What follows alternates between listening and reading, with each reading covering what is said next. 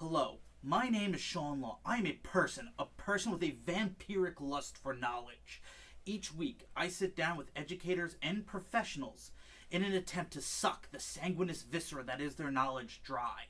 This week, I'm sitting down with professional educator Mr. King. This week, we'll be discussing the Doppler Effect. So, the Doppler Effect. First question. Are you related to B.B. King? No. That's, again, really boring and disappointing. Why do you ruin science every week? Why? Okay, fine.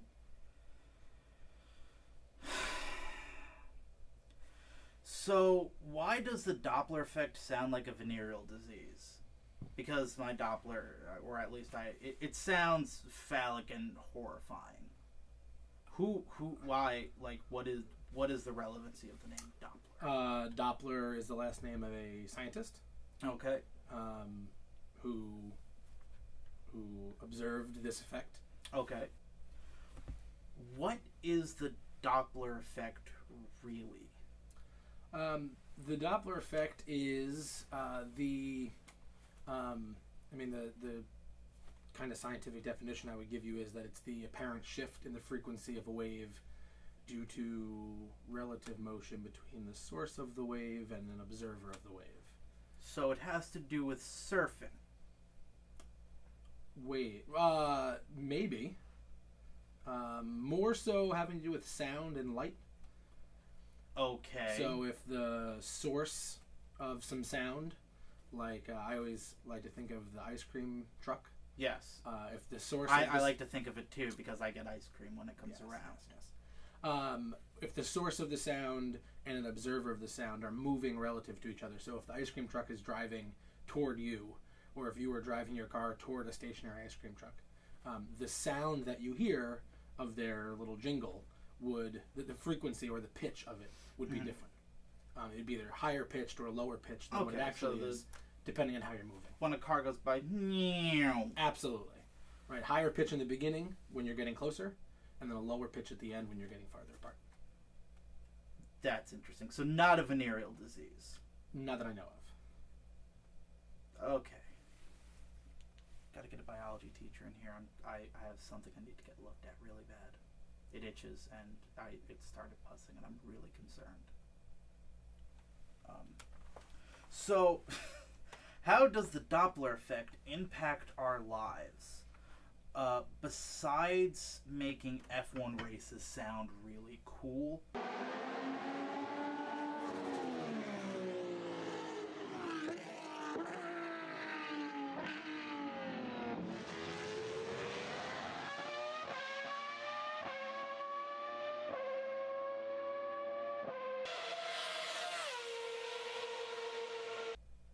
And I was going to use NASCAR for this example, but the only goddamn videos I could find for NASCAR were crashes.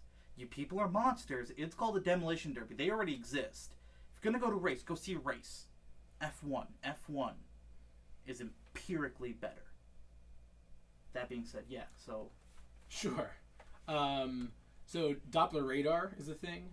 You may hear it in ads for like news channels, like, the weather uses Doppler radar. Okay. And also like speed guns that the police use, that they use in sports to measure the speed of a pitch. So I have to blame the Doppler effect for all my speeding tickets and my really high insurance rate. You could blame the Doppler effect for that, sure. Well, if that's what you want to do. Yeah.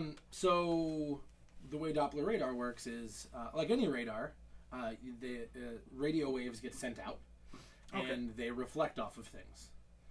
And that's just the most basic way that radar works. You can tell that something is there, and how far away it is by looking at the reflected radio waves. If no radio waves reflect, there's nothing there. If they do reflect, you can tell how far away they are based on how long it takes those waves to reflect.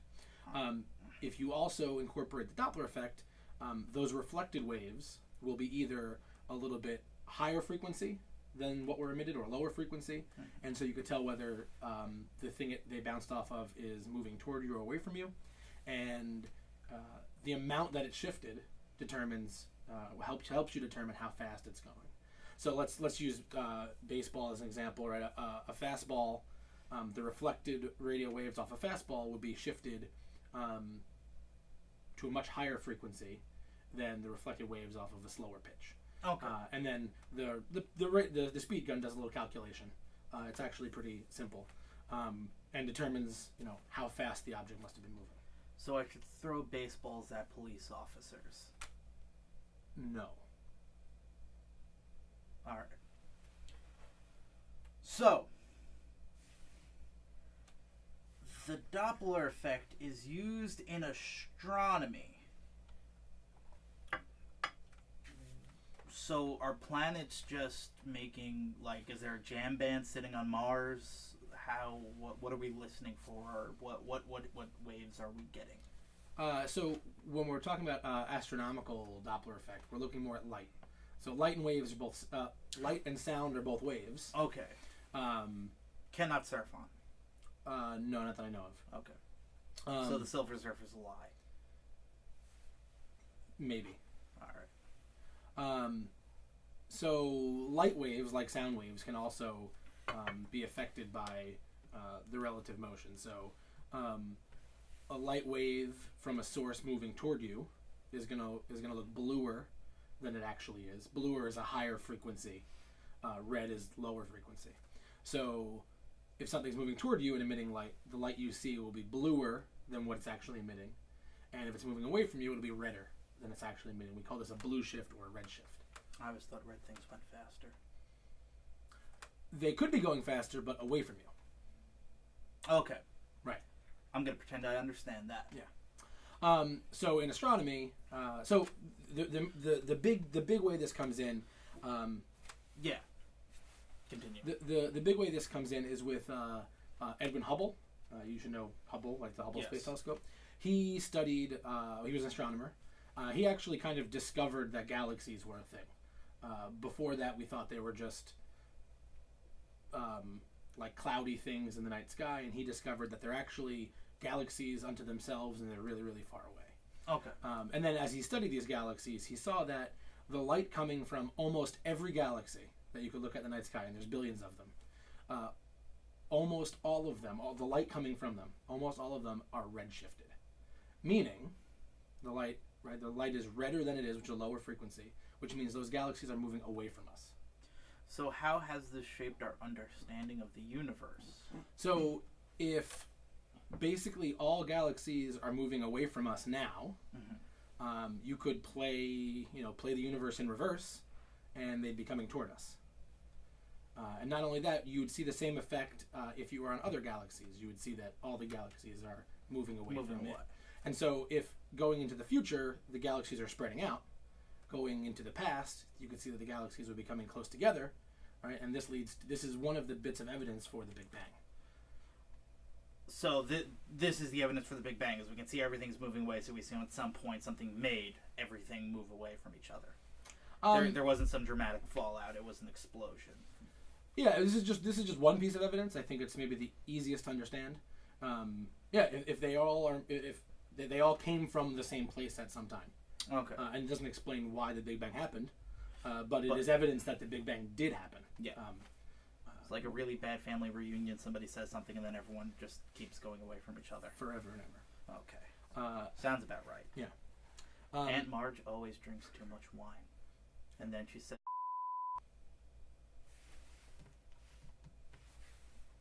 Aunt Marge.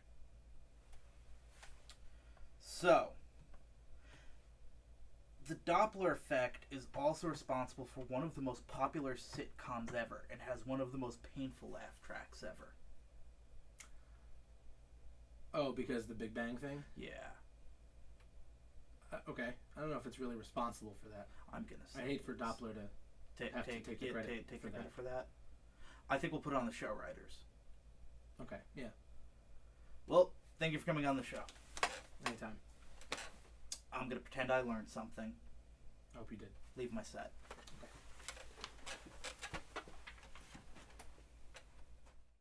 So that's science. I would once again like to thank Mr. King for coming on to the show. If you'd like to learn more about what we were discussing today, in the show notes, you will find the sources which we were using. If you'd like to come on to the show and are a professional or educator, there is an email below which you can contact us. If you have any comments, questions, or concerns, there is a separate email below at which you can contact us. I would like to thank Ryan Chattel and Rec Films and Josh Ostrander for helping us out with today's episode. Now, let's be serious here, people. We need support. Go to our Patreon account, give us your money. Click subscribe on the channel, give us your money.